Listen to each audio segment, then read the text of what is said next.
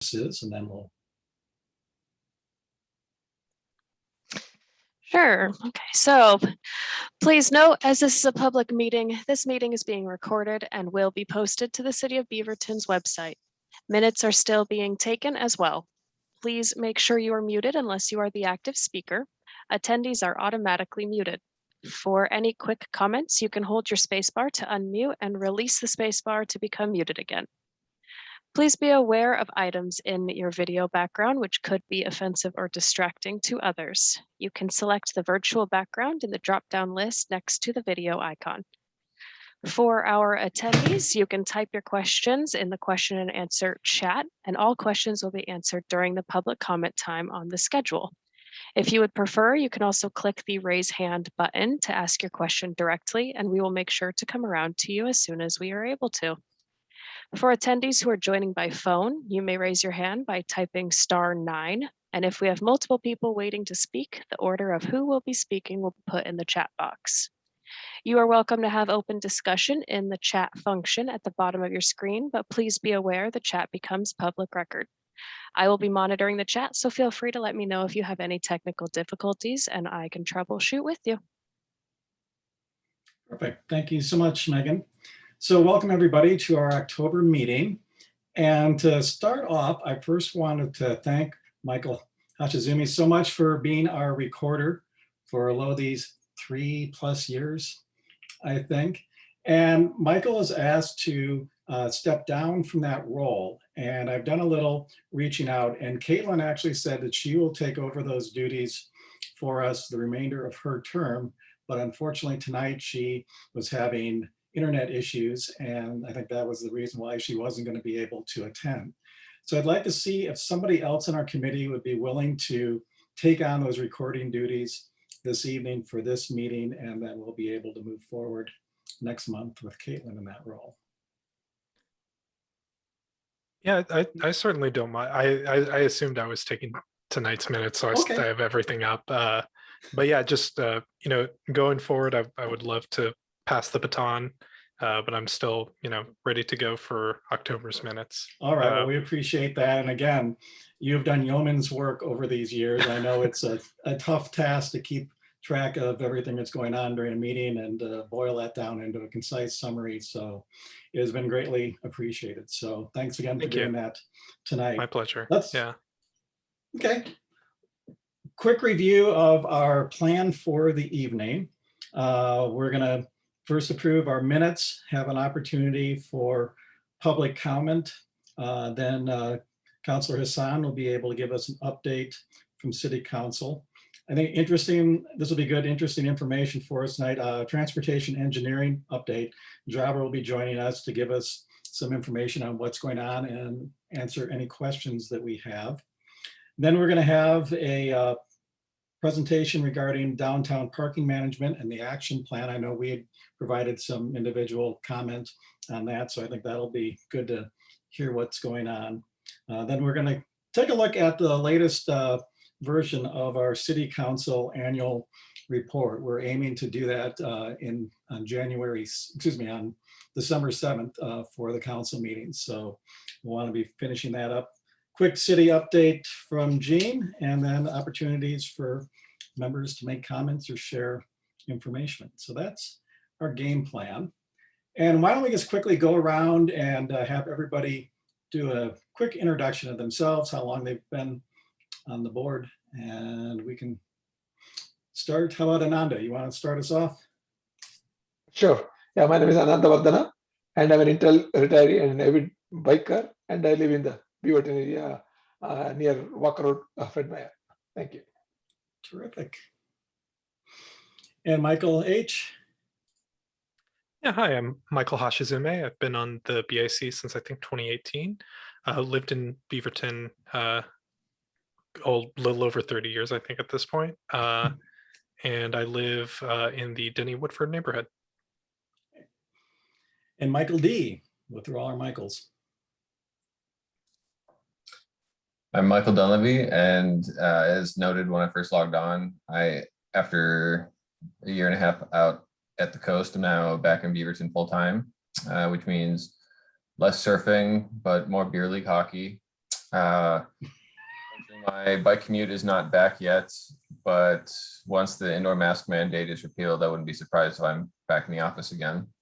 So looking forward to doing some more biking. Terrific. John,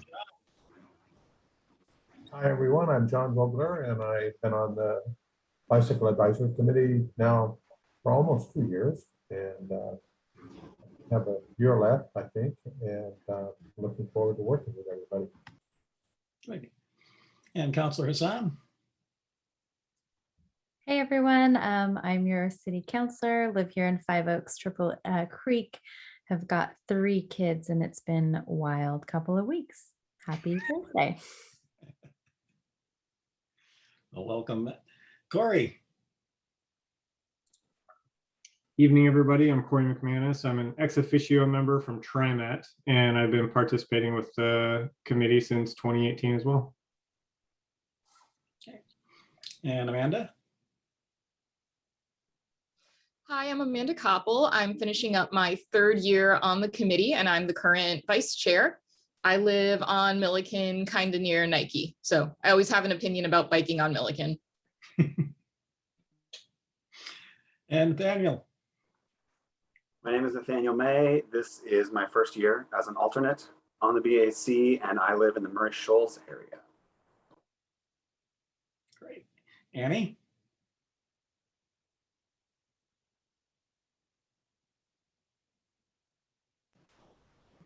Hi, I'm Annie. This is my 1st year on the committee as an alternate, and I live in the Tannisbourne, Triple Creek area.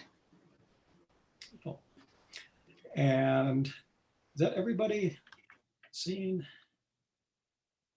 Everyone? Okay, I'm Mike Mulligan. I'm the chair of the Bicycle Advisory Committee. I've been on the committee, I think, somewhere in the range of 12 years, have lived in Beaverton for about 18 and live in the southwest corner, kind of that Murray Shoals area as well. And Mike, I'll introduce myself real quick, Yes. just since we're So, yeah, recording. Jean. So hi, I'm Jean Seneschal-Biggs. I'm the staff liaison to the Bike Advisory Committee. I'm also the transportation planning manager. I work in the community development department at the city of Beaverton. Thanks. Wonderful. Well, let's take a look at our September minutes.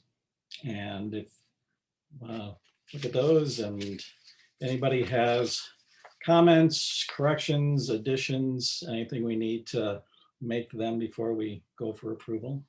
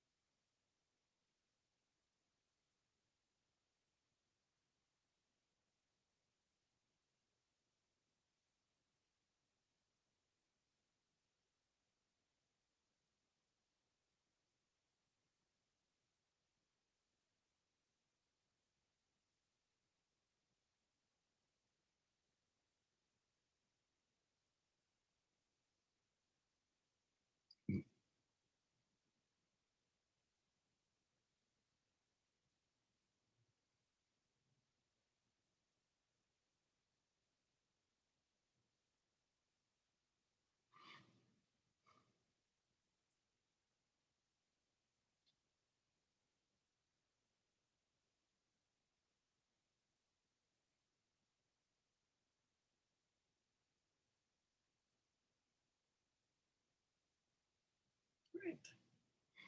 So anybody have any changes, additions, anything that we need to do? Otherwise, looked very good. And thank you, Michael. Hearing nothing, let me ask for somebody to make a motion to approve our September minutes. Motion to approve? Do I have a second? Ananda's going to second. Terrific. And why don't you raise your real or your virtual hand to say aye for approval? Any abstentions? I think we're good with our minutes. Approved for September. All right, so Megan, do we have anybody that's out there in our group for the public comment? You do not. All right. We'll keep that open. If anybody does join and has anything they'd like to share with the committee, then we will just kind of take a quick break and let them proceed with that. So with no further ado, Councilor Hasan, what's happening with the council? I'm literally trying to capture all of the things. So many things are happening. I hope you are all doing well and staying healthy. So in the last 2 meetings, we've had some discussions on a few different things, and I'll just high level touch on each one. And then I was going to drop some links in the chat for you all to reference. Okay. I did notice the city of Beaverton's Facebook had a really good recap. So was excited to see that. Like, I think they're kind of catching it. So Housing Options Project, if you don't know, there was a House bill passed that required cities and municipalities to build more what we would call middle housing. And so this project has been a labor of love in the sense that we're looking at how we kind of revamp our zones and our homes and home areas. And so there's a lot of extensive work that's happening into how do we build more middle housing. And we know across Oregon and even within Beaverton, there is a housing shortage. And so what does it look like to build more homes and build more variety of homes? Because middle housing really helps people at different levels be able to purchase homes. So I'm going to drop the housing options. It's like a PowerPoint that they went over with us. We had a work session. We talked about what we'd like to see, what we want to ensure, what kind of housing we're building, what we want developers to be bringing here. It's pretty big work. You're not going to notice it until it comes in your neighborhood and you're like, whoa, wait a second. So it is good to kind of at least know a little bit about it or just feel like you kind of understand it. So I'll drop that link soon. The next thing we discussed in this last Tuesday's meeting was ARPA funding. And so the city manager put together a recommendation for different ways to use ARPA funding. So it went across supporting our local businesses, folks who need emergency rental assistance, to looking at community livability and community engagement. There's actually a really great presentation that I'll drop in the chat as well. And we did talk about trying to have some contingency money. Obviously, we need to cover revenue shortages. And then what it looks like we didn't talk about this, but I'm going to eventually talk about, like, what does it look like to engage with communities like the back, like what do we want to do with some of our money if we are able to have some extra left over. Last week, the week before, we extended the rental eviction from 60 to 90 days. So for folks who are renters, if you've applied for rental assistance, there's a big backlog right now. And so people aren't getting their checks in time, which is threatening them to be evicted. And so we just extended it from 60 to 90 days. There is the Cooper Mountain plan that we looked at. If you don't know, there's a lot of development happening in Cooper Mountain. It's definitely good to keep an eye on what people are talking about and what's happening there. And then last but not least is Open Air Beaverton. So if you've had the opportunity to eat around downtown, you know that we've built some really specific areas for customers to be able to eat outside, kind of in response to the pandemic. We are starting to potentially formalize that in a way that maybe restaurants could have more formal decklets or outdoor seating that is not just because of COVID, but because we just want folks being outside and being able to eat. So I said a lot, but those are all, I think, like the big topics that we've talked about. I'm going to drop some links in the chat, but I'm happy to take any questions that you might have.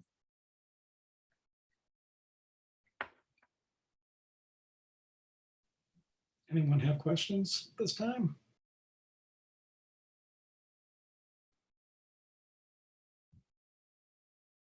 Sounds like you have a lot going on. And we look forward to continuing to hear that. And we look forward to being able to come and share what we've been up to in December with you and the rest of the counselors. Yay. Well, thanks again, and feel free to stick around, or if you need to ride herd on the kidlets, feel free to. I'll hang around. I'm hiding out here. We're happy to be covered. All right, Gene, so we're ahead of time, but it looks like Jabra has joined us. So should we move on to transportation engineering updates? Hi, Jabra. Good evening, everyone. Welcome. I'm Jabra Khasho. I'm the city transportation engineer. It's been a while since I came and visited with you, so it's a good time to update you on what we've been doing and what's going down the pike too. And then we'll have some time, if you have questions or concerns about things you would like us to take a look at or do something about it, please bring it up at that time. Some of the projects that we recently finished. I'll go first, some pedestrian crossing improvements. We did the crosswalk and rectangular rapid flashing beacon on Denny Road at the Fennel Creek trailhead. That was an important crossing. Many cyclists and pedestrians, they crossed there to get to the Fennel Creek. So we did this. It was constructed by our city crews, and we did the design basically in-house. The other crossing that we improved is on Hall Boulevard at Sabin. This is just south of Allen Boulevard. And we also marked a crosswalk and we installed a rectangular rapid flashing beacon. For pedestrian improvements, what's coming later on is we have 2 more crossings that they're included in our current CIP, and we will be installing a crosswalk and also a rectangular rapid flashing beacon on Beard Road at 151st. This is one. Currently, it's under design, and hopefully by early spring, it will be completed. The other important one is on Davis Road at the West Side Trail. This is just east of 163rd. Currently, that's basically the trail is crossed, it's cut by Davis Road, and sometimes it's really tricky to cross, and cars are turning from 163rd to Davis. So what we're doing there also, we're adding a marked crosswalk with a rectangular rapid flashing beacon. Also, hopefully by mid-spring, we'll have that one completed too. So this is on the pedestrian side. I'm not sure if you heard that the state or ODOT last year, they changed the methodology on reducing the speed limits or on posting speed limits. In the past, they were very rigid, and basically the speed was based on the 85th percentile speed. So they measure the speed and they base the posted speed limit on the 85th percentile of that measured speed. And what the 85th percentile speed means, it means that 85% of the drivers drive at or below the speed.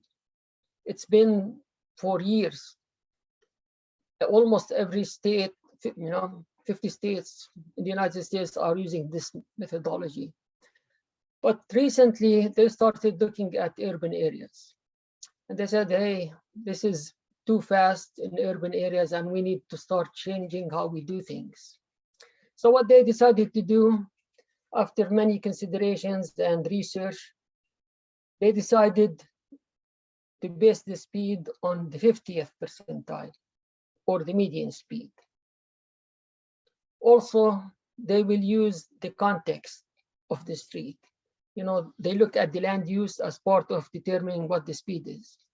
And this became a state law. So in urban areas, you could say, okay, that's what I want to do, and they have to follow that methodology. In rural areas, some areas, they use the 85th percentile speed on it. So by doing this, we were able to apply and change the speed limit on Hall Boulevard between 2nd and 5th, Watson Avenue between 2nd and 5th. The speed used to be 30 miles per hour, but it got reduced now to 20 miles per hour. So it's posted 20. Another two major arterials that we were able to reduce the speed on is Denny Road from Highway 217 all the way to Hall Boulevard. It used to be posted 35 miles per hour. Now it is 30 miles per hour. And just this week when we changed the speed limit signs on it. So now Denny Road, basically from Schultz Ferry all the way to Hall Boulevard is posted 30 miles per hour. Another arterial is 173rd Avenue between Walker Road and the Cornell Road. That street does not have any bike lanes. So sometimes cyclists come from the south end. It has bike lanes from Menlo Drive,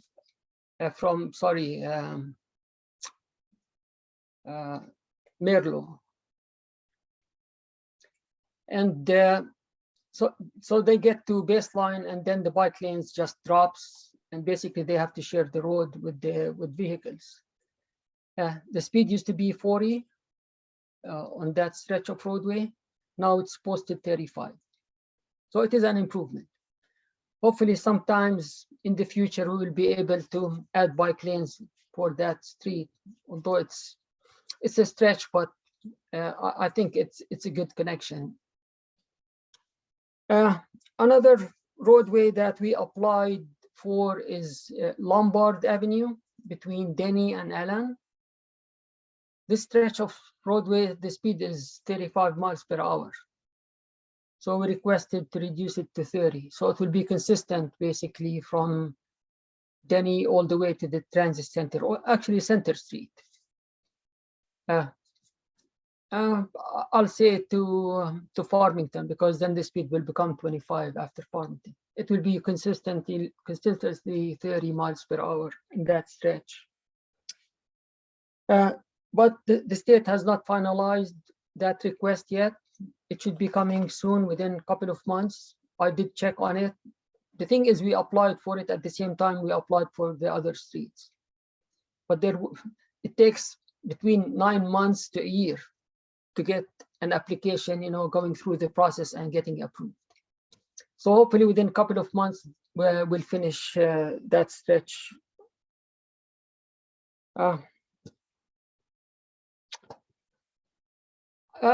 It's been a while that we also marked sharrows on 105th Avenue when you get off the Fennel Creek at the cul-de-sac, 105th and Denny.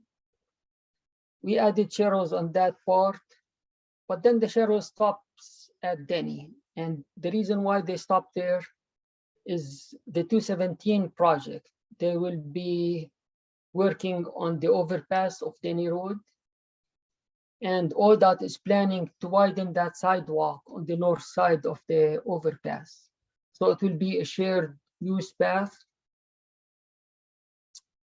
So the minute ODOT finishes that piece, then it will be a connection all the way to King Boulevard. And King Boulevard now, it has sharrows on it. So you go on King Boulevard, it's a shared roadway, or it's a bike boulevard. So you continue on King Boulevard, you get to Allen, you cross Allen, it becomes Lee, and then 11th Street. So those are marked as bike boulevard. The 11th Street will connect to Alger. Then it continues on Alger, and from Alger, basically you get to 5th Street, which has bike lanes. We looked at this connection because it provides connectivity basically to the transit center. Yes, Lombard Avenue at 5th, it's not that bike friendly, especially if you're going north-south. There are no bike lanes. But it's an improvement of what we had before. Also, what the city did, they did a multi-use path between the Fennel Creek Trailhead and King Boulevard.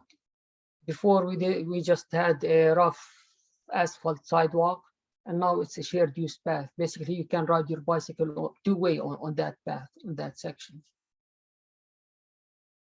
So those are the the things that we did recently. And now I'm going to open the floor. If you have any questions or any concerns or anything you would like us to take a look at or improve if we can, it's the time.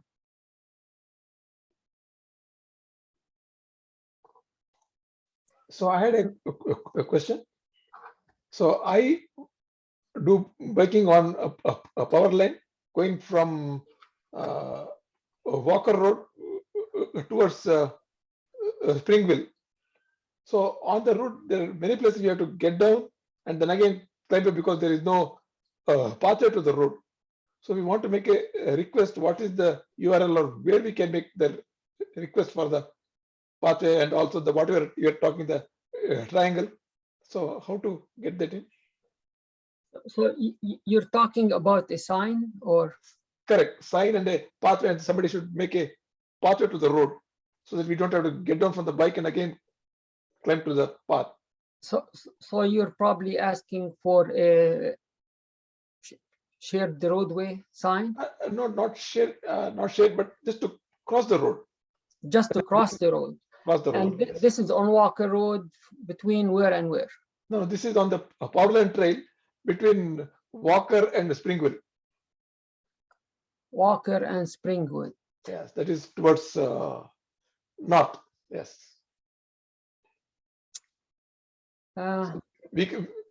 Because West Union has a very nice place to cross. So like that way, there are other roads where we don't have anything to cross. We have to get down from the bike, then push, then again climb onto the path. Yeah, that area actually is outside the city limits. Oh, okay. It's under Washington County jurisdiction. Okay. So, but we will forward your request to Washington County to see if they can do anything about it. Okay, so is there any place where I can make my request? You could also go to the Washington County Land Use and Transportation site. Okay. And yeah, you could, I believe there is a link, yeah, to do requests for signing, striping, or traffic issues, yeah. Cool, okay. Thank you very much. You're welcome. Jabra, I have a question for you. This might be out of your area, but right where the Fennel Creek Trail intersects Denny, there's a large, sorry about that. There's a large bush that obstructs the sight lines. What can be done about maybe trimming that bush back? I believe it's on THPRD property, because it's the Fennel Creek, basically their property is the back of the sidewalk. But I will check with THPRD to see if they can do something about it. Okay, thank you very much. And I'm very grateful for the improved signage and the crossing light and the sharrows and the sidewalk on the north side of Denny. It's just all terrific. And really, thank you very much for all that. You're welcome. Annie, had you had your hand up?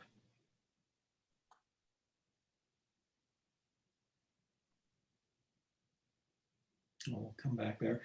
Jabra, I had a quick question that had come in on the chat. It was from asking us about what could be done to improve crossing of the power line trail at Weir Road. So that's going up the hill, whether anything that can be done there. Yeah, we got a request to add ADA ramps at that location. And the operations first, they worked with THPRD to include it in one of our overlays. We were going to overlay the street. This summer is gone now, but it was delayed because of the contractor couldn't put it in the schedule. And then THPRD did not have the funding because it's part of their trail. So they did not have the funding to include it with the contract. So hopefully maybe next summer when we do the overlay, they will have funding and they will improve at least the ADA ramps at that location. As far as, have a marked crosswalk, we will not mark a crosswalk without having a beacon or some other enhancements such as a median island. But at the application, you cannot install a median island because of the street width. We may be able to include signing without marking the crosswalk, because what happens when you have a marked crosswalk, people tend to dash in the street sometimes without looking both ways. And the speed on that street is 30 miles per hour. And with the downhill too, they all go over 35, 40 miles per hour.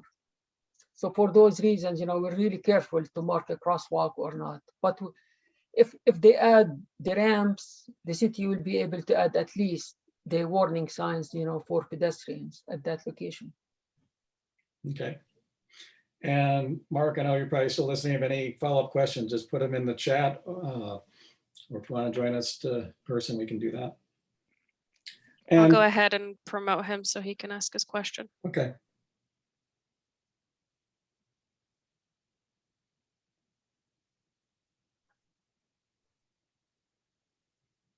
Hi, Mark, welcome. Did you have any follow-up questions for Jabra? Yes, I'm actually the person who introduced the comment in the chat about Ware Road. So thank you for your comments and thanks for all the good work that you're doing. The power line trail in particular is actually surprisingly safe and has a lot of great crossings and stuff. And as somebody who commutes from Tigard to Nike sometimes, as at least pre-COVID, it's actually pretty amazing. But that Ware Road is so dangerous. And so the curb cuts would be really, really valuable because that's tall curbs. That's probably 8-inch curbs and they're sharp. They're not the 66, whatever the fancy, you'll know the term of traffic engineering. My wife's a traffic engineer. So it's the something standard rounded top curb. You can't shoot the curb on a bike. I tried once and ended up flipping on my fat tired e-bike. And that was a bad thing. That was the second time I went there. And the first time I went downhill. So very bad. So here's some observations.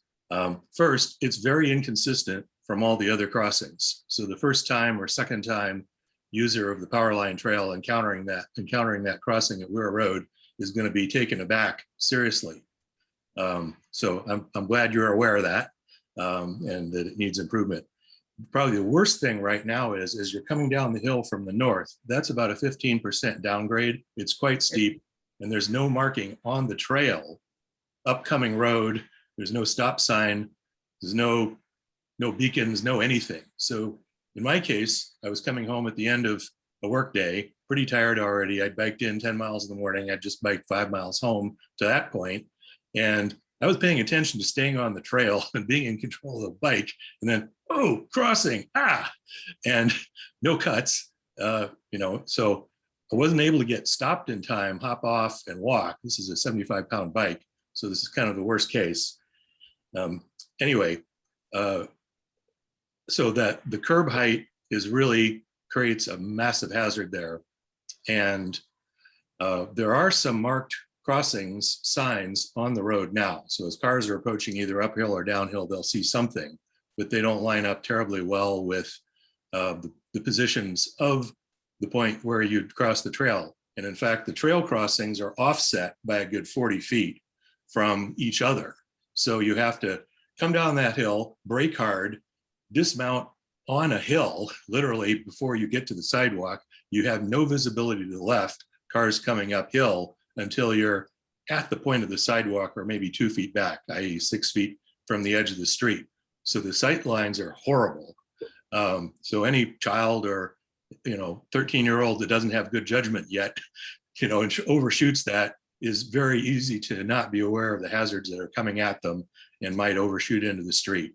So I would encourage you to prioritize this, seek funding, and go for the max that you can do to increase the visibility, especially coming downhill from the north. And then on the south side, again, no curb cut, and you have to walk the bike and sort of, bang the bike up over this curb, and then you have to make the sharp turn and go down a hill onto the trail, and that's again a 15-20% downgrade right there with a curve on it. What most people do is actually will go cut across the street straight from coming down the uphill side. They'll go straight across the street, go over the sidewalk, and then go down, follow the straight path, and there's a dirt aware area there where the grass and vegetation is worn away. So an artificial human-made, foot-made path there, which then that goes straight, and then the real path comes in, asphalt path comes in at an angle. So it's just a combination of bad things. You got two adverse curves or slopes. You got a downslope on the path and the also quite steep downslope on the street there. So it's and limited visibility. So it's, to me, probably the most hazardous intersection I've seen involving bikes or people in Beaverton. So I just urge you to lobby for anything that can be done and increase that visibility, especially on the downhill. That's great, Mark. Thank you for that. You're welcome. Back, and thank you for being out there and bike commuting. Jabra, is that something coordinating with THPRD? You can talk with them, or? Yeah. Yes, and it seems it's not just the ADA ramps improvement that's needed. Probably it needs to have some landing for the trail itself, some flat area where before you get to the street, or at least within 30 feet or so from getting to Weir Road, you'll be at a flat surface and level where you could stop and watch for traffic. So yeah, this one is worth the discussion with THPRD and push them a little bit. Maybe we'll have a joint venture with them to do something at that location. Okay. Excellent. Well, thank you for being receptive, and thank you for the time. And I'd be happy to, I've got photos of the area, and I'd be happy to discuss it if you ever would like a sample user. And I'd be happy if you ever have citizen reviews of proposed plans or want to have somebody look at ideation on that. I'd be happy to help with that. Great. Yeah, I'm sure if we have a plan or work something out, we will bring it to the Bicycle Advisory Committee for review too. Sounds great. So is that the sort of thing of just watch the agendas and come again virtually when that's impending? Yeah. Probably gonna be the best way. John, you had something you want to add? Yeah, Thanks. Mark, I wanted to thank you for your input. It is a really tricky crossing, and until it's fixed, just a tip, go up Galena, you're on the power line trail and you cross Galena and just head up Galena, and that brings you into 160th, and it's a nice coast down the hill, and you can rejoin the power line trail, and you miss all those tricky ups and downs and sharp corners. It's a little street riding, but it's a lot better than staying on the power line trail. Thanks for that input. Jabra, I had a quick question just on looking at our active transportation plan for the city and the neighborhood bikeways and kind of the status on where things as far as completing those and the wayfinding signs and sort of what the game plan is with that. Yeah, so I'm going to bring it up on the screen, and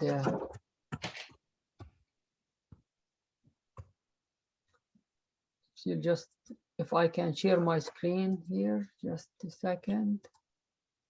Megan, can you give him the ability? There you go. Can you see the Yep. bikeway map? Yeah, if you look at this map, it shows all the bikeways within the city. And when they did the active transportation plan, they grouped them as projects. And the reason it was grouped as projects, because it doesn't make sense to do just one street and not do the whole project, because then it will make sense. It will show where the connectivity is, and also, you know, it will have some destinations you can go to. So that's why they group them as projects. The thing is, you look at it, we were able to do that 105th Denny King Boulevard route. It is a priority route on the map, which is actually, it's here, it's this one. This one made sense to install it on its own, because it actually takes you to the transit center. So there is a popular destination that it will take you to. So that's why we included it as one project. But I think it makes sense to do the whole project, so you will have a network that provides this connectivity. And you also need the signing, also wayfinding signs for it, or guide signs. That's what it needs. We have to keep including some funding in the capital improvement project to do these, you know, as a whole, the whole project as one project. And last year we had some for that King Boulevard one, but this year we don't have any for any sharrows. All what we have is for improving pedestrian crossing and rectangular rapid flashing beacons. So the next CIP, we will look into it, and I'll work with Jean to see if we could have enough funding to do one whole project. We have to take care of it. I agree with you. And just tomorrow, actually, I have a meeting with THPRD. They're looking at adding some guide signs for their trails on city streets. And when they asked these questions, I suggested, you know, working with them, maybe we could include some of these bike boulevards as part of their system, so it will make sense, and it will have a purpose, and it will serve. It will do, yeah. Basically, it will have a purpose. So so far, I don't even know where they're planning to do it, but tomorrow is the first meeting with them. Okay. And hopefully we can come up with some good plan that we could implement some of these routes with their plan. And so for fiscal year, are you thinking like it's 2023, or when you're talking about it would be 2022? It will be 2022. Okay. Great. Anybody else have any questions, comments, things to share with Jabra? This is a great opportunity to give direct feedback on your experiences out on the road, what you've been observing, particular places that you think need attention. So please chime in if you have something to share.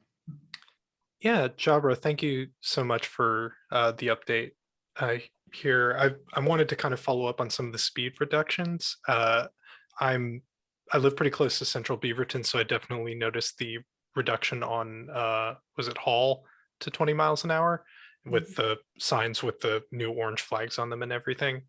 I was curious how the city sort of follows up, and because I know it can be sort of a change in behavior for drivers. So is there any sort of engineering changes that go along with that? Any sort of enforcement changes? What does that look like to sort of ensure that it is indeed 20 on that road? Yeah, when we do speed limit changes, typically, you know, we do the flags, and we have signs saying traffic control change. Also, we're looking to advertise these changes in the Your City newsletter, so people will be aware of it. Basically, that's what we do at the beginning, and we give it few weeks, sometimes couple of months, so drivers will adjust. And because most of the people who drive the street, they drive it every day. So we give them time to adjust, and past that period, then if we see some violations or high number of violations, then we will ask the police to do enforcement. Because with speed, to be honest with you, the only thing that works is enforcement. Great, thank you. I was also curious, is there kind of a catch-all site for us to report sort of feedback on various Beaverton facilities? I've never been sure to where to sort of email something or send feedback to the city. There is oh, go ahead, Jabra. Go ahead.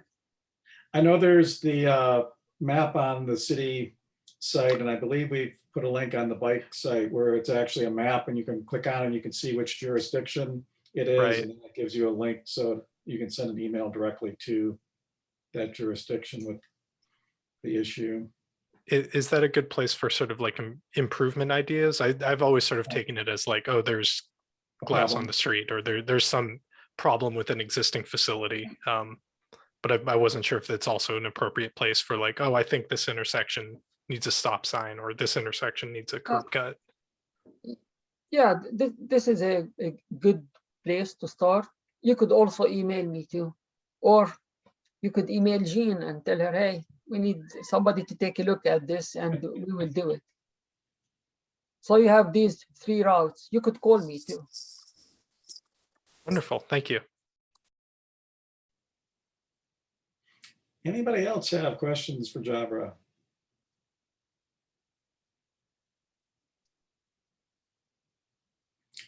Seeing none. Thank you again, Jabra, and we'll certainly have you back on a regular basis. If you have things to share, if there's something you want us to look at or provide input on, please don't hesitate to reach out to Jean, and we would love to participate in that with you. Yeah, sure. Thank you. Thank you. All right, we're on time. So downtown parking management action. So Chase and Molly. Good evening. Here, welcome. We look forward to hearing about what you're finding out. Great, thank you. Good evening, everybody. I'm Molly Rabinowitz. I'm the parking manager for the city, and I'm joined here with Chase, who is my development division communications and engagement guru. I couldn't be doing all of this without him, so he and I are going to tag team this tonight. I'm going to put up a presentation, but really briefly just let you guys know that we've been working on this action plan. It was actually supposed to kick off before COVID. We signed the contract with our wonderful consulting team in January of 2020. So we got a bit derailed, to say the least, and we finally had the opportunity to actually get some true community engagement out there and kick this project off. So we're kind of midway through this project, and so we appreciate the opportunity to come and talk to you guys about what we're doing. I'm going to share my screen. Can you all see my presentation? Awesome. So again, thank you for having us. I'm going to get on the right screen so I can change the pages. There we go. So the downtown parking management and action plan, or as we call it, DP map for short, is sort of an update to a parking plan that was done back in 2007. But really, it's really looking at the broad needs of downtown parking in as much of a cohesive manner with all of the other projects that are going on in downtown, and trying not to do parking in a vacuum. It can't be done in a vacuum. So this project is it's a set of implementation strategies to optimize parking in downtown Beaverton. It's based on incremental recommendations, both from community engagement standpoint and best practices. We have to be a little bit realistic in what we can accomplish. I like to call it a choose your own adventure plan. as in we will have a set of recommendations that we can then evaluate based on data, best practice thresholds, and figure out which one's really going to work. And once we try one, if it works, great. We may need to implement others. We may need to evaluate for a while. We may find that one works for a while, but then it's time to morph into something else. So it's a combination of recommendations, municipal code updates, financial projections for some of those recommendations, and an implementation manual to say, if you want to do this, this is how. So I'm going to let Chase take the presentation from here, but I'm going to stay on for questions and to jump in and interrupt him. It's a good segue, actually, Molly. This slide here is about questions. First of all, just wanted to say thank you to all of you who sent us emails in our last solicitation for feedback. We had a lot of good info from you all about what your priorities are and what if you had a magic wand you would change about parking. This slide up here is just something to consider as we're going forward. We're not here just to present tonight, but we really want to hear from you about these draft recommendations. So obviously jump in at any time if you have questions of clarification, but the questions below here are ones that we're going to cover towards the end of the presentation. Yeah, Molly, next slide, thanks. So really important to us that our projects are guided by good principles. A couple of them here, sustainable, equitable, adaptable, and positive. And then as you can see there, a great equity infographic about how if we design for equity, we can lift up all folks in our community. Want you to know that I didn't just select the bicycle one for this meeting. We've been presenting that everywhere, but it just works especially well tonight. Next slide, please, Molly. So as Molly mentioned, we've done a little engagement already. We've been lucky enough to go out. It's my favorite thing to do, to go out to talk to people in Beaverton about what we got going on. And we've so far launched a survey about this. We've done tabling, door-to-door outreach. We've met up with different stakeholders, and whether it's one-on-one meetings or more group settings. We've been at the First Street Dining Commons.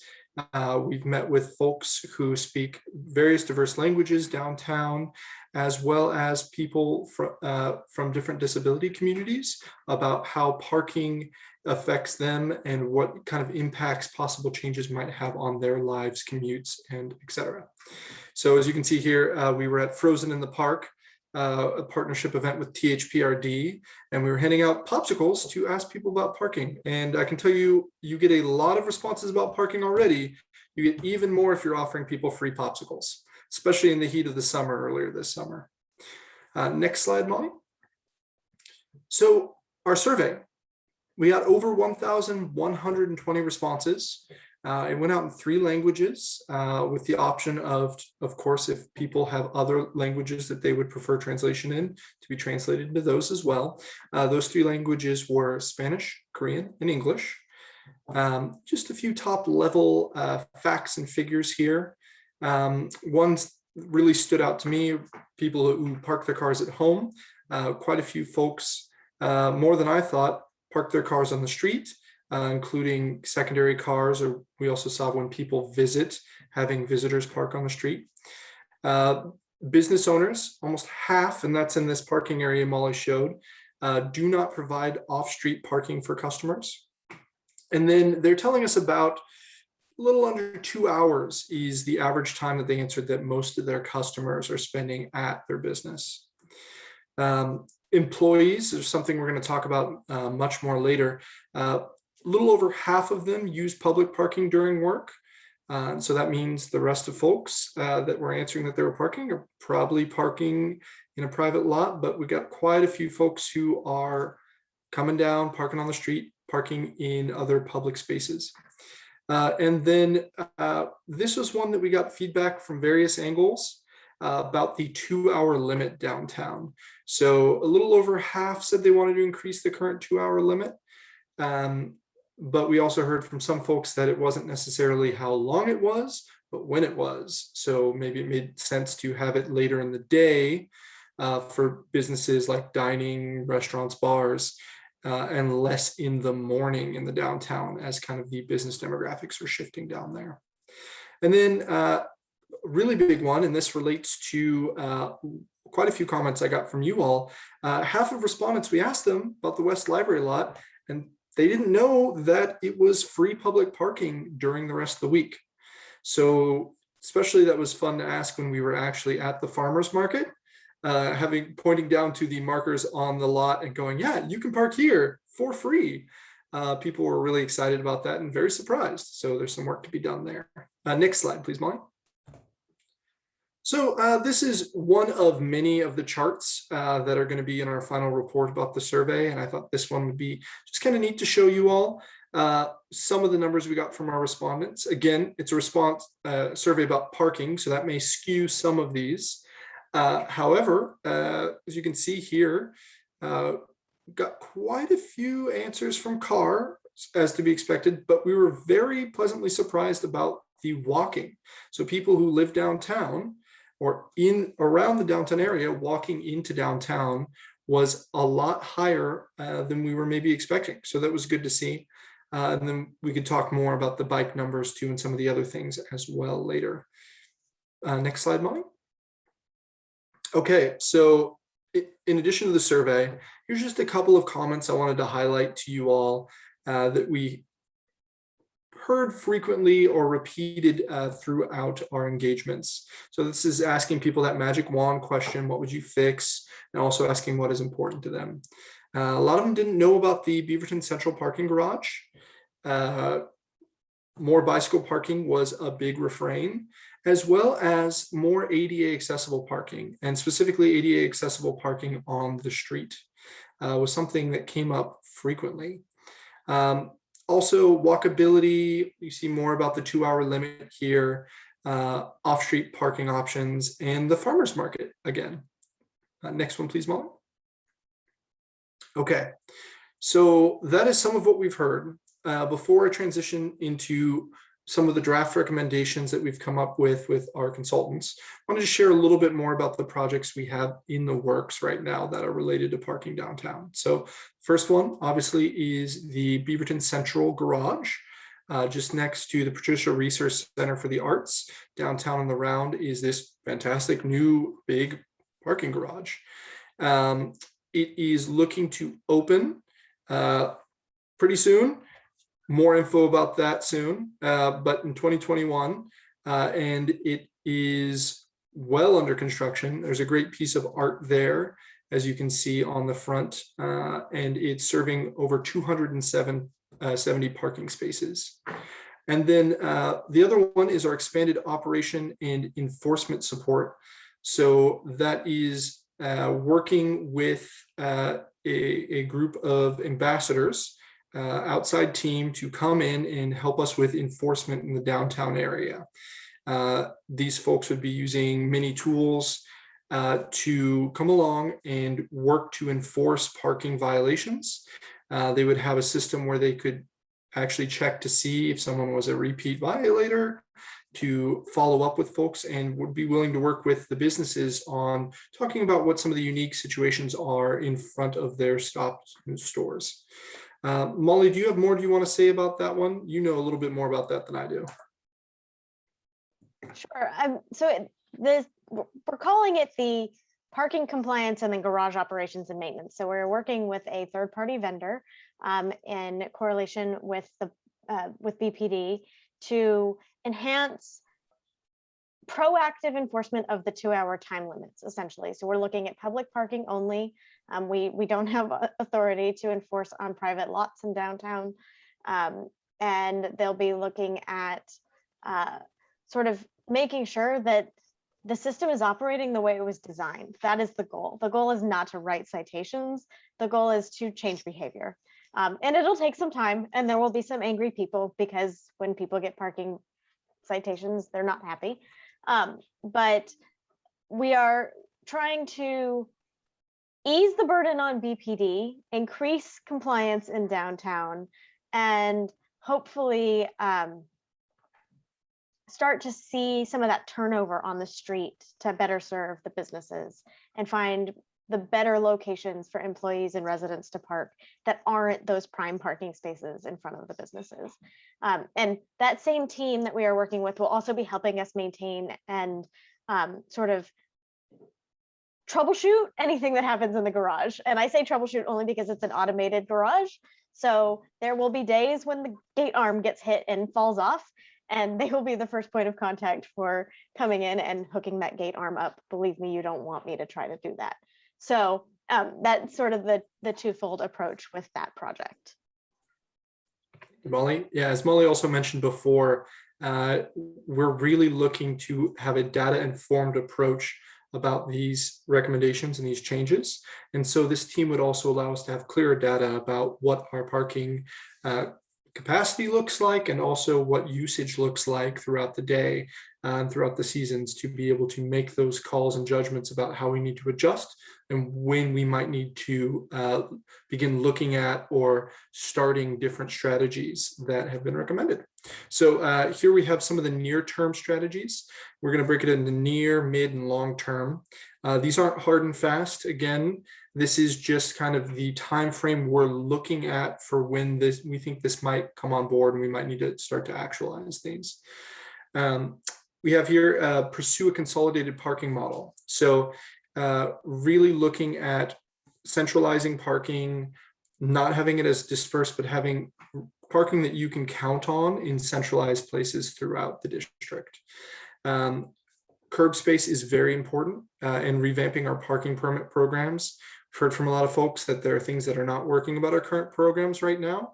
Part of that is an enforcement thing, but another part of that too is really needing to look into how it can work for employees and people who live downtown and get fine-tune that a little bit. And then this one's really key, a park once policy approach.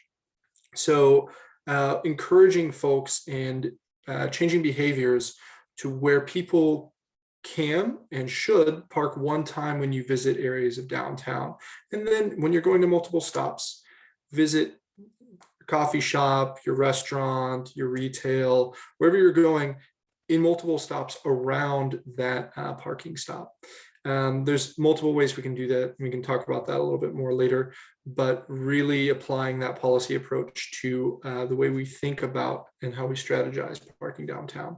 Data collection, updating wayfinding and signage, and then shared parking opportunities, both between private entities and the city, and between two or more private entities as well, finding ways that we can help people to share their parking for different times of day, for different uses. And then improving access to the West Library lot.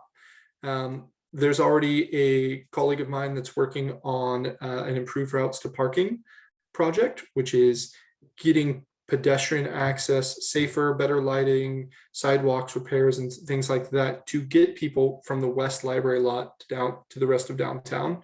But there's also maybe some other things we can do around signage and other access opportunities for that. And then the routes to park in the areas related to that as well. So moving on to midterm strategies. This is more off-street parking for downtown employees. Part of that may be the permit program. Part of that may be the shared parking that we're talking about. There's possibly some locations that are better for employees out of the downtown core. And the more employees that we get to park in these spaces, the more we open up those parking spaces in the prime real estate territory right in front of the businesses for people who need to pop in and pop out. Public branding, parking brand and wayfinding, probably doing a more dedicated change to that, not just updating what we have, but really thinking cohesively across the district. Part of that might be online as well, so that there's good messaging about where you can park. And that again gives us more options of what to do with the rest of the spaces. And then farmers market during the Saturdays. Someone mentioned that in their email. That's a real problem. And yeah, like we mentioned, people don't even realize that they're on one of the prime pieces of parking when they're visiting farmers market.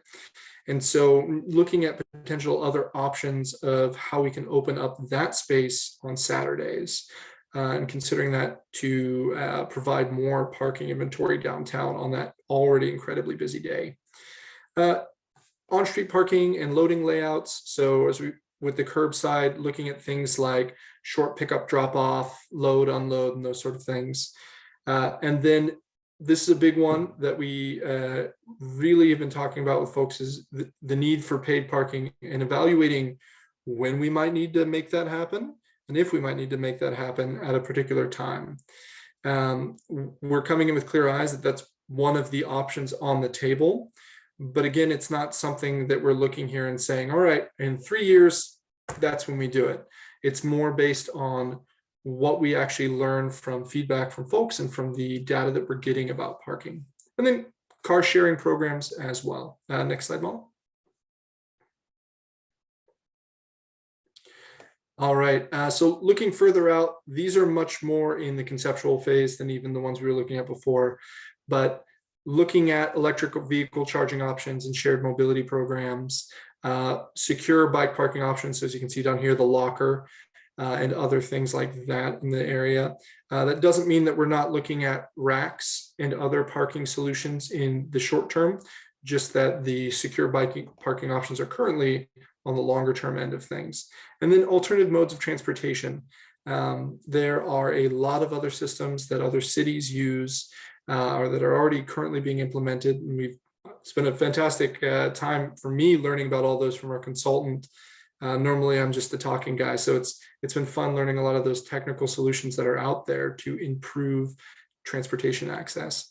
And so looking at those in the longer term as well. Again, important reminder, all of this is dependent on what we learn as we go along. So we get that report with a lot of options, and then we will talk to Bureau and Council about prioritization, keep hearing from stakeholders like you all, and looking at that data as it rolls in about what's the best course of action iteratively as we move along. Next slide, please, Molly.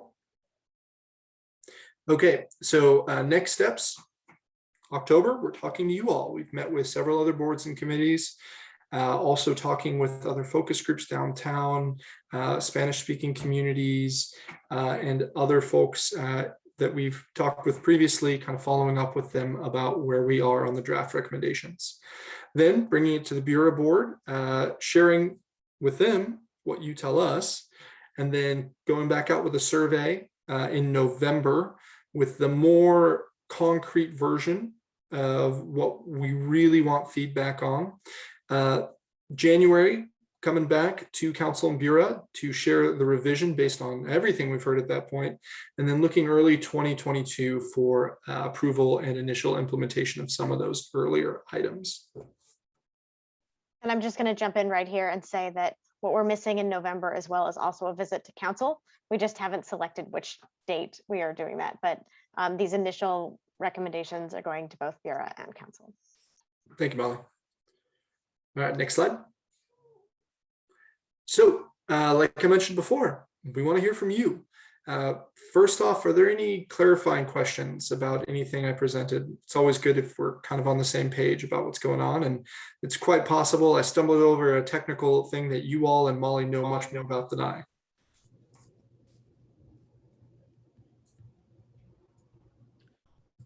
Yeah, a quick question.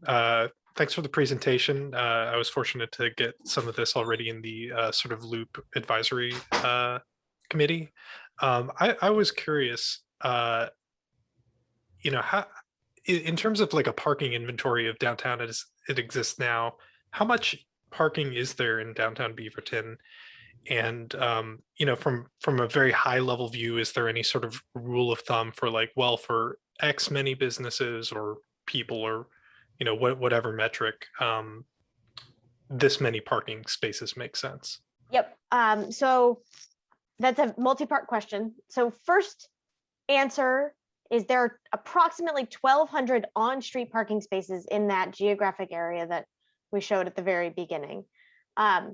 Overall, if you were to combine private and public and on-street and off-street, we're looking at about 3,000, if my memory serves me correctly. We did a full inventory. We actually have an online map that has all of this breakdown of like how many 2-hour parking spaces we have and how many, no time limit parking spaces do we have. So we've got quite a bit. And realistically, if you zoom out on an aerial of Beaverton, of downtown Beaverton, it looks like a lot of parking lots. As far as the number of spaces per business or per use, there are sort of two approaches to looking at that. There's the development code. What's required? And our development code is going to state for this type of land use at this size, the requirement is a minimum of X. There's also, going more down Jabra's line of work, there's also parking demand analysis that may say your development code says this, but our demand analysis, looking at sites that are similar or uses that are similar over a wide range of areas, actually indicate that this would be more appropriate. Sometimes it's less, sometimes it's more. When it comes to a developer making that decision, they have to meet development code, or they have to file for an exemption. Whether they then do a parking study to determine whether or not that's the appropriate amount for their use, then they can also take that step. In some cases, parking studies are required for the Patricia Research Center for the Arts because of its size. It was. So it depends. So that's sort of the multifold approach. And I will add that this project has been actively engaged with the Loop, with the downtown design project that was concluded prior to the pandemic, and with a number of the other projects that are going on in downtown, because we don't want this to happen in a vacuum. So we want to know how the Loop is going to affect parking so that our parking management strategies aren't contradictory or confusing if once the Loop project goes in and things like that. Great, thank you. Thank you, Molly. So next, want to just jump to a question about prioritization. So we listed that short-term, mid, and long. Is there anything that jumped out at you there that you said would think maybe that needs to be a little bit sooner? Maybe y'all are sleeping on this. Maybe there's something here that we've totally missed. So we want to hear from you. What jumps out?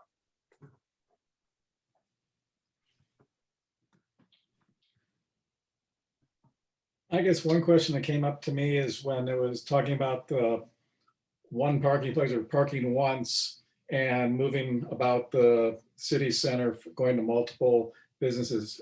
Are we looking at anything like a bike share or scooters or things like that that would provide a mode for people to travel around within city center with that one parking place? Yeah, so that was actually two different recommendations, but they could absolutely happen simultaneously if that's the right approach. So the basic concept is you could park your car and you can leave it one time, and hopefully not right in the center of the city. Hopefully it's actually kind of a little bit off, so that we can have the vibrant city center that we want to have. And then we can take advantage of things like the beautiful Loop that is, that Jean is working so hard on. And that people can then enjoy a multimodal access and a vibrant downtown without having to worry about, is that person going to, I parked on that private property because I patronize that business. Are they going to tow me if I go across the street and also go to the restaurant? That's what we don't want. Right. We want to try to find this more condensed location that everybody feels like, okay, that's a place that I could park and get where I need to go without worrying about my car. As for the micro-mobility, sorry, I've got a puppy climbing behind me. As for the micro-mobility aspect of things, it depends. I mean, there's so many options. There's scooters. I'll be honest, I have kids. The scooters terrify me. But we have scooters. There are the bikes, whether it's one of the bike programs that doesn't require docks versus it does, that's looking at the infrastructure involvement and implementation of that type of program. But yes, I mean, that was on the long range just because of all of those pieces that go along with code changes and infrastructure changes depending on the type of mobility chosen. But yeah, I mean, and we also heard, like Chase summarized the recommendations, but we had over 1,000 responses. So you can imagine that it was quite a long list. And we're hearing things like short trip shuttle, that type of thing as well. We have to find mobility options we can't expect everyone to walk. We can't expect everyone to bike. We can't, you know, so we need to make sure that we are really taking a broad look at what type of connections we provide if people are technically parking, you know, in Beaverton Central to come into Old Town. Okay. I have a thought.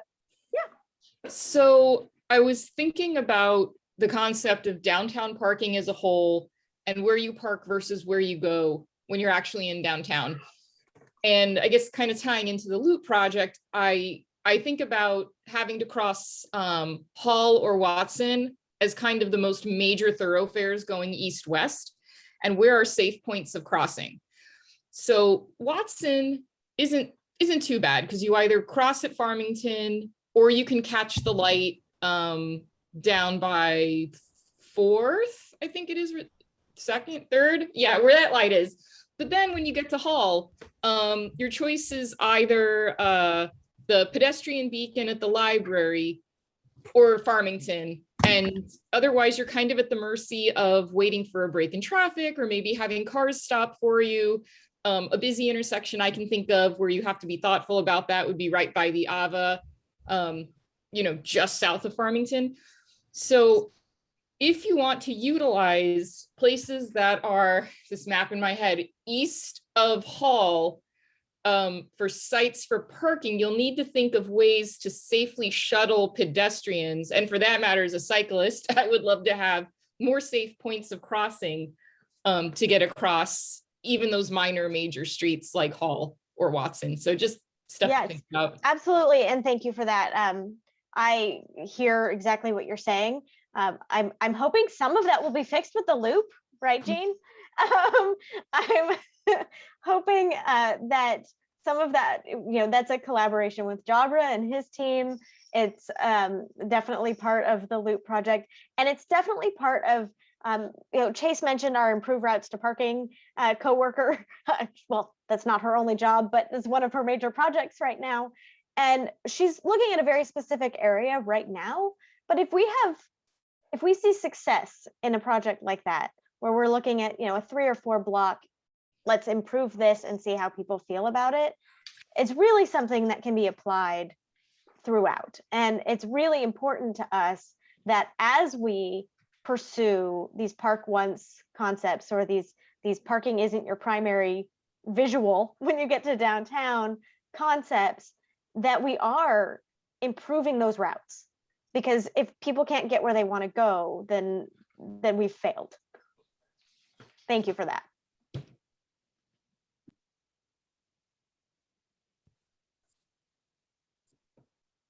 I think in terms of, feedback on that point, Michael?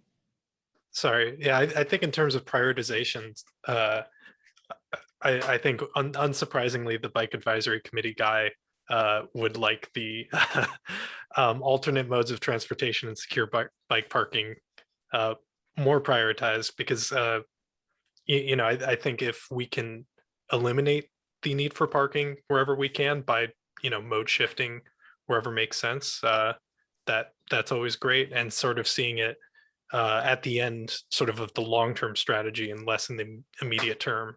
I'd love to see that get moved up. Great, thank you.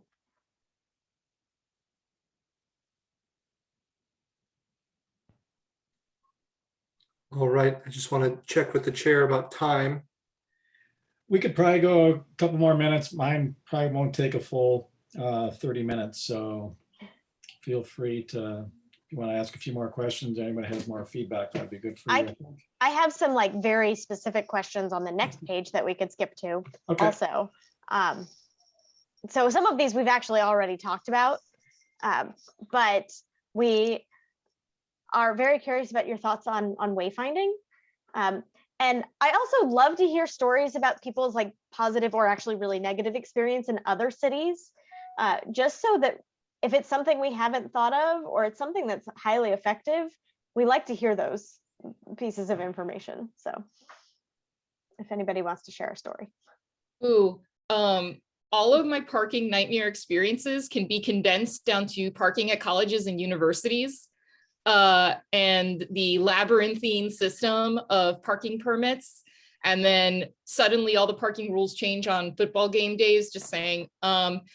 So I think the most important thing that one could prioritize based on that, if you're looking at a permit system, is just trying to make the rules as simple and concise and consistent as possible. So once one learns the process, they can just stick with that learning experience and not worry about it changing all the time. And one of the, I guess, challenges I see in a system where you have it zoned and you have to move out of that zone into a different zone would just be people trying to figure out where they could move their car to if they had to change parking. Yep. Ideally, if you're staying longer than the time limit, you've found a parking spot in an area that doesn't have that time limit on it. But we are looking at, there are strategies that some of them involve paid parking, but there are strategies that we can look at that sort of allow you to stay there if you need to stay longer, but at a price or at, so that's just one of the many strategies. But I hear you on the permits, and I really appreciate that feedback.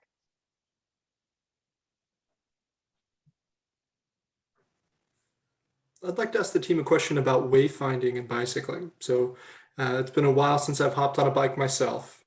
And often when I think wayfinding, I think pedestrian wayfinding and sometimes cars. But I really want to hear from you all. What are the important key pieces of wayfinding if you're navigating to a downtown area, if you're new bicycling down there, or if you're looking for bike parking that you would want or that works for you?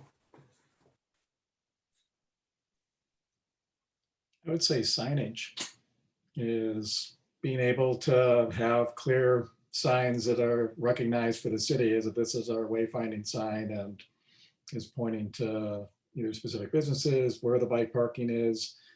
I think that would be important. And also if we're doing things like websites or apps or something like that, many times that's gonna be helpful since so many people are living with their smartphones and utilizing them so much. High contrast signs with easy to read fonts. Yeah. It's really stressful when you're on a bike and you're specifically looking for street signs and you realize you can't read any of the signs until you're almost on top of them. Or when you move over to another city and then suddenly the signs are a different color, they're dark. You can't read them on those rainy nights. And I don't know if there's anything that can be done as far as actual on-street directions within bike lanes or anything of that nature, how that falls. That's more Jabra's realm of what can be done. But I think if there's some creative things. I know down in Eugene by one of the restaurants near the train station, they have this unique kind of art piece, but it has signs pointing to all different places in Eugene, like how many miles it is to certain points.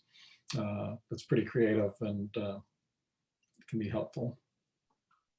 I may be just too much of a planner when it comes to bike riding, but anytime I go to a new city, I know I'm going to be riding a bike there, I always pull up Strava and I pull up the heat map for that city, because that's going to show me what all of the people that are riding there, where they are riding the most. And so, especially in a place where maybe some streets are designated as bikeways and some streets are designated as vehicular traffic only, having that heat map available and seeing that there are different routes that are, even if I'm not using it to like designate a specific like Google Maps route to get me my exact way, to just know which streets are safe for me to ride on, because I know that the majority of cyclists in that area are riding on those streets, hugely helpful to me. And was that Strava with a B or a V? Strava with a V, S-T-R-A-V-A. I think the heat map is available on their website. I don't know that that's available in the app. Thank you. I'm gonna look into that. Well, certainly I think what we could do is if other thoughts percolate up in committee members' minds after the meeting, they can certainly send that information along to you directly or through Jean. And as moving forward, we'll look forward to coming back and being able to provide more feedback. Thank you all for Great, sharing your thank you time with all. us tonight. I'll drop our email once again here in the chat for you too as well. Okay, great. Great. Thank you so much for your time. Take care. Hey, Jane. So do you have the newest version that you're of the? I have the one you emailed me earlier in the week. Yep, the one that's on the Beaverton official. Yep. PowerPoint. Yeah. Format. Here we go. Maybe we can just quickly go through that and. Yeah. And you may have heard. Hi everyone. So you may have heard Mike say earlier we do have a date on the council look ahead for Tuesday, December 7th for this presentation that Mike and Amanda will lead. And you're all welcome to attend council that evening. I think it would be great for you all to be there. And the presentations happen at the front end of the meeting. There's several that night, so I'm not sure quite when you'll fall in the queue, but that's the date we're aiming towards. So we have one more meeting with you all before that or the council presentation happens. So I'll let Mike kind of walk you through this. I'm happy to take notes or edit things. We'll see how we move along here, but Mike, take it away. Sure. And primarily what I did was I took the initial one, so a lot of the first slides are the same. Did add in a few more and tried to flesh out a little bit of things we might want to try to share with the council on recommendations or suggestions. Gina said we probably are looking at 5 to 7 minutes or so with our presentations. We really want to make sure it's concise. So anything that you think we should be looking to trim or quicker ways that we can present something, please feel free to share that. Well, I guess we can quickly go through the first few slides just as a reminder. I spelled out what were some of the key projects or groups that came to us where we provided input, and then broke out some of our major accomplishments in the next couple of slides.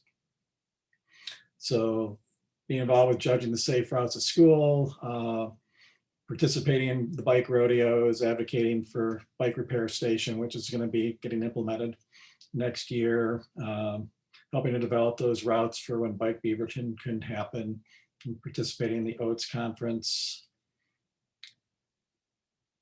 And then also ongoing proposal with the BIPOC ride and some of the initial guidance with the Bike Beaverton map, and that's something we'll be working on next year.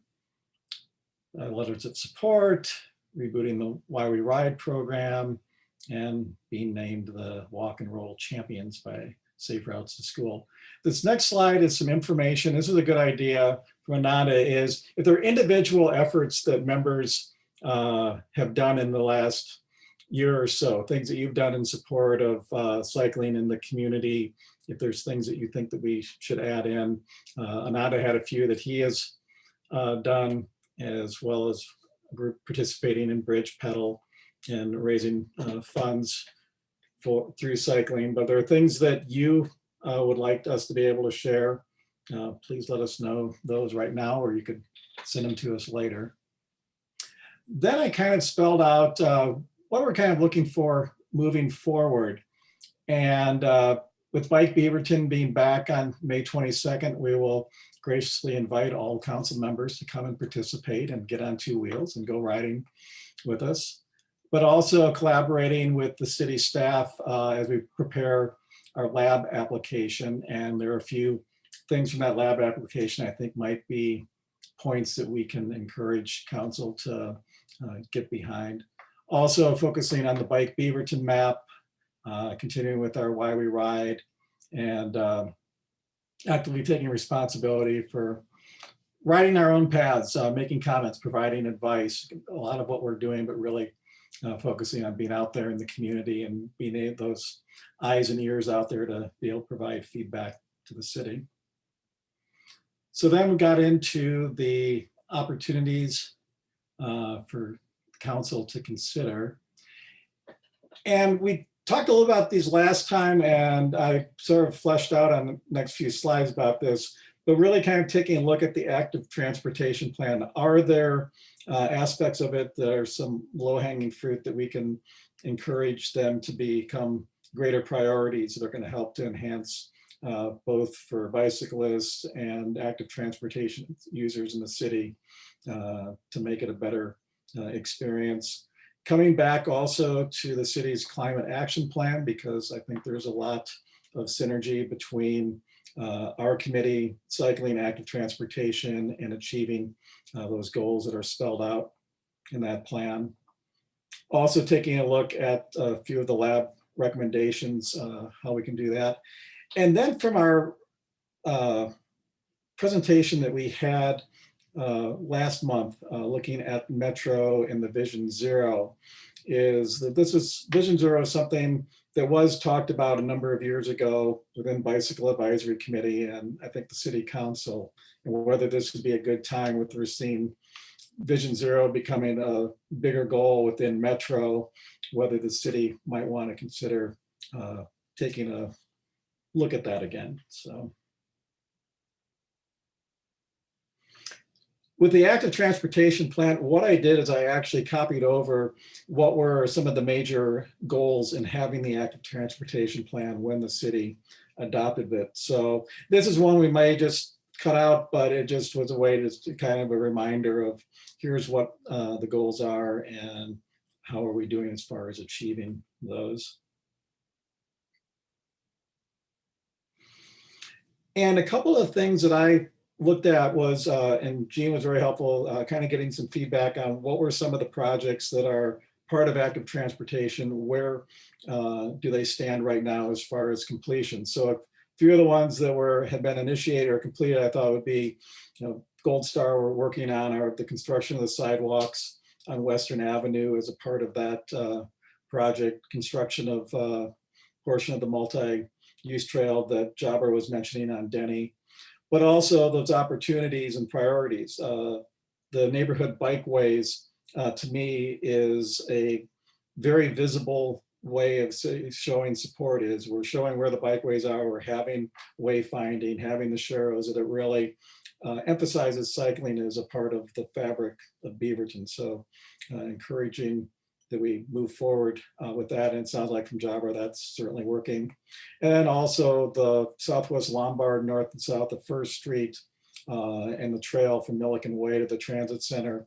Again, kind of focusing on part of our climate change, active transportation, how do we get people being multimodal? And if we're making the pathways to get to Beaverton Transit Center more hospitable to cycling, then that's a way we can be supporting that.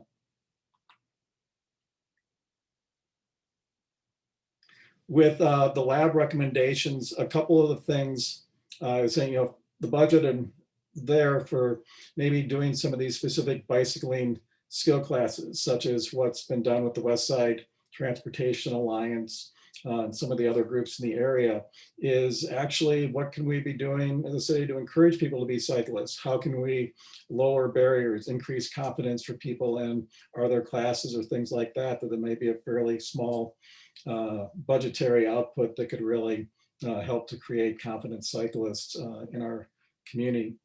And also just looking at what are other low-cost ways of promoting kind of the bike culture.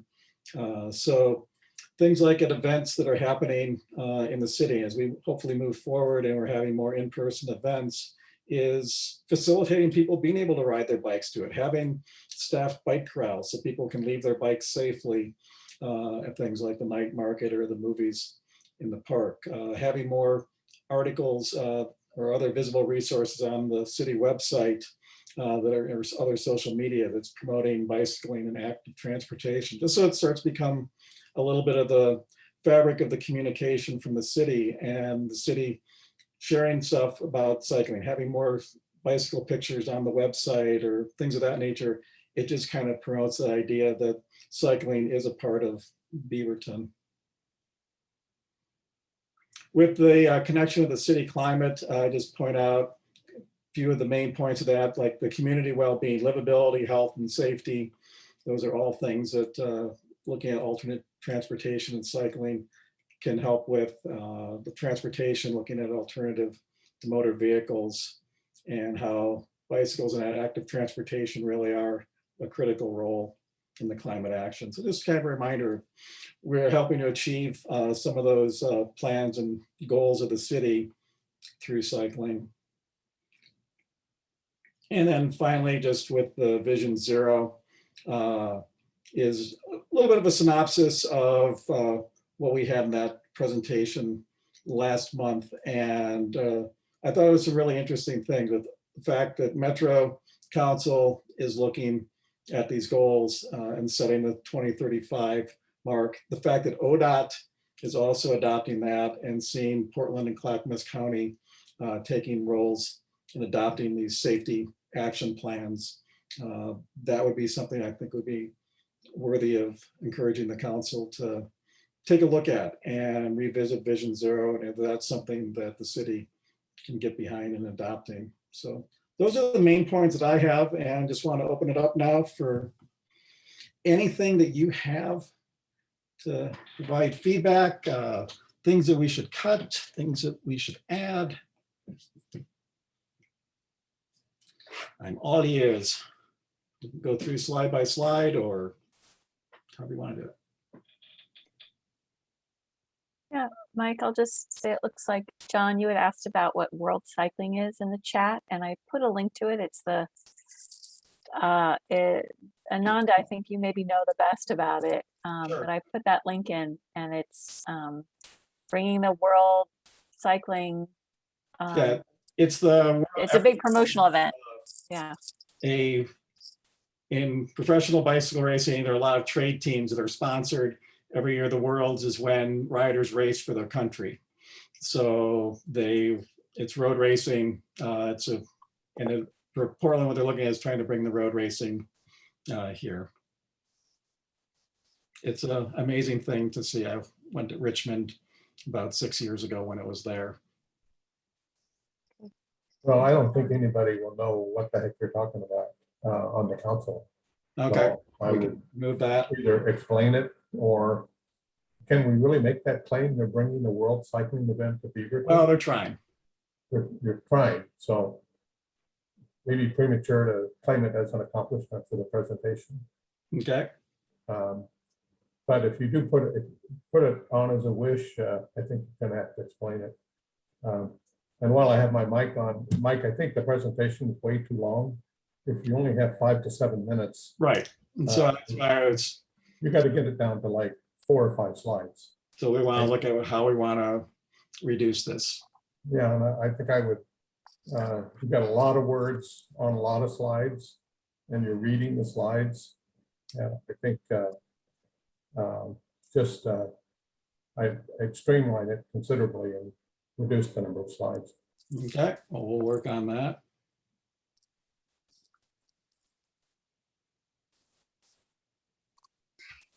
I could just share one comment that might help streamline is you can have the slides, but not talk about every single thing on the slide. I mean, you have to balance it, but like you could say, you could have 5 bullet points on a slide and say, y'all can read, but my one favorite or my 2 favorite are, A and B. That way you can that could be a way to balance the content. That's good input.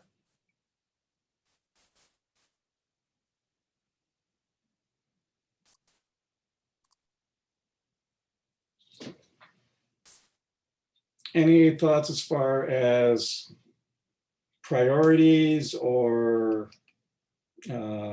points of encouragement that we want to make to the council? Anything?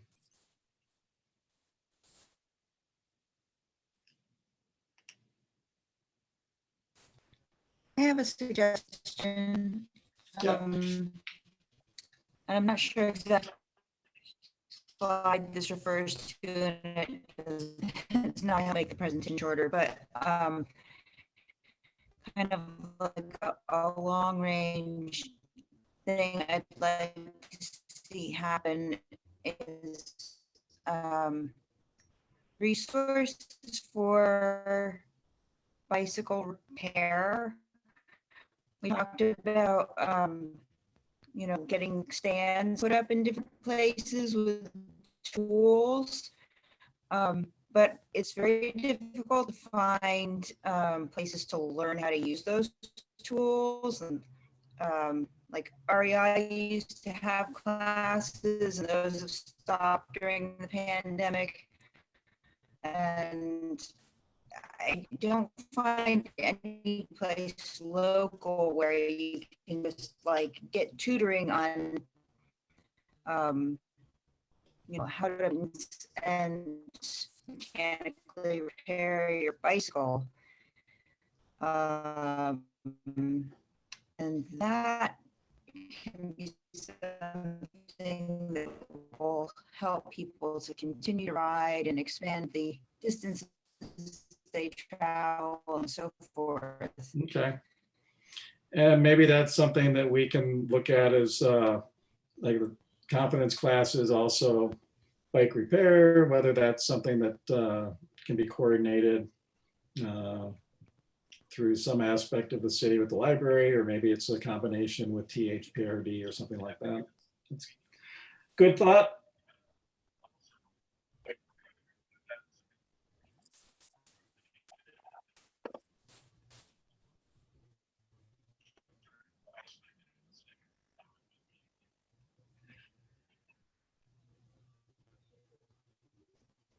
Anything else?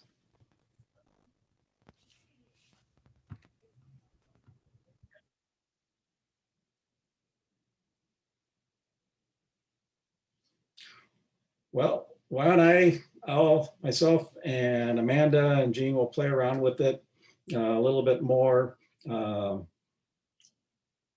say that when we were kind of working on putting this together, I was working the time, sort of the mental position of the last time we did a report to city council. I think we had nearly a half hour in doing that. So we'll just work on shaving it down to the key points and bring it back next month or send it out in between just for feedback then. But I appreciate your input right now.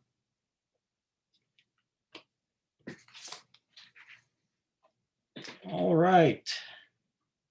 So city updates, Jean. Yeah, hi everyone. Just pull up my notes here. So you all received your monthly email from me with our updates for boards and commissions and NACs. And our leading headline was again around keeping up the fight against COVID-19. Those of you who have kids, we know that they're all back at school. There's still many resources available for folks through Washington County's website. If you need to find a mobile clinic and more resources for vaccination, if you go to the Washington County website, you can find more information there. And then the city's website also has resources on our website, beavertonoregon.gov/coronavirus. The thing to know for all of you is just the city's current operations are going to remain in place through the rest of the year with limited public access to buildings. We're still doing remote work. We're still having virtual meetings as we are this evening. And then events and other happenings are still really being assessed on a case-by-case basis. So we're still here, we're still remote. Other things coming up this Saturday is the Beaverton Resource Fair. The Beaverton City Library is bringing back our popular Family Resource Fair. It's a great place for families to connect with the nonprofits that serve them. It's from 10 to 1 at the main library on this Saturday. And then finally, Beaverton Arts Mix is back. It's one of our most beloved annual events. And right now you can enjoy a virtual art show and sale through October 17th, which is Sunday. So if you haven't taken a look yet at the artworks online, beavertonoregon.gov/BAM. And then a couple other things I wanted to share with you. Councilor Hasan, I don't think you mentioned that we have a new city councilor. When you shared your remarks, you forgot about Ashley Hartmeyer Prigg. She was sworn in at the beginning of the month as an interim city councilor while we wait for the election results to be fully certified. So she has jumped right in and is beginning her onboarding process. That's exciting for us. We now have a full, complete city council under our new city charter that the voters approved last November that took effect January 1st. You may have seen on social media, or again, if you're a parent of school children, Beaverton School District celebrated Walk and Roll to School Day. I think it was October 6th. I'm trying to remember, but that was the day. Mayor Beatty participated at one of the school's events. She read a proclamation declaring it International Walk and Roll to School Day. So it was great to see. I know they had quite a bit of participation throughout the school district, particularly at the elementary school level.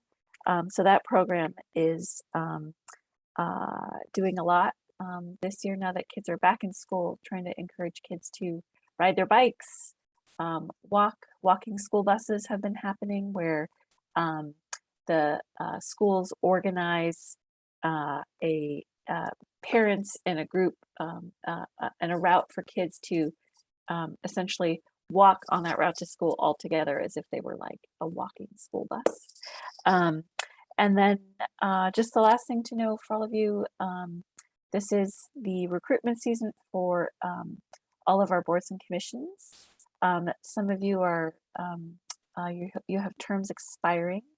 And those of you who do, you have all reapplied. So thank you for submitting your applications. We're now at the place where we're going to be scheduling interviews with all the folks who have applied. So hopefully by I think beginning of December, I think is when we will have sort of the official council takes an action to officially appoint new members to boards and commissions across the city for those terms that start in January of next year. So there's my update there. That's all I have. If you have any questions, feel free to chime in. Thanks.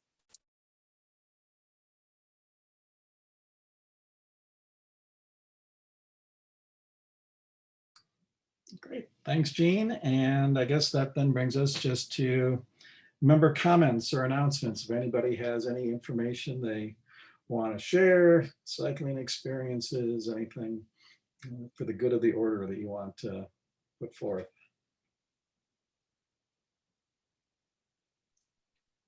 To sort of piggyback off of a topic you had in the report out to council, Mike, I've, at least for me, BAC and interest in active transportation is partially about climate. And as you sort of alluded to, I think our mandate dovetails well with sort of the climate action plan. I wonder, I know the climate action committee or task force, or I'm not sure what they're called, is still sort of ramping up. I think they've only had 2 meetings, but I would love to hear, what they're up to at some point, maybe once they're more up to speed. I think there could be a lot of sort of common ground between the 2 committees, and yeah, just a thought for the future. Or that could be like a co-meeting or something. I know we did that with one of the groups way back pre-pandemic. That would be good. Thank you for sharing that. Hey, Mike, I have one Yeah. more announcement, which I'm Sure. realizing that I emailed all of you. So our next regular meeting would be on Veterans Day. So I emailed all of you for a doodle poll. I'll admit I have not been back to look at the doodle poll to see what the answer is, but we will give, I had the thought that we would announce it here. So I will go back to that and announce it over email, and we'll update the website so that folks know when we are meeting. So thank you all for replying so we can find a new time. Thanks. Anybody else? Well, we're finishing early. So everybody enjoy the rest of October. Be safe out there as leaves are falling on your bikes and rain is there. life comes at you fast, so avoid that. And we'll plan on seeing you once we know what the doodle is for November. And again, thanks for all your participation, your good questions, feedback. It's all great. And I love how the committee is working on this. Take care, everyone. Be safe. Good night. Good night, everyone. Night.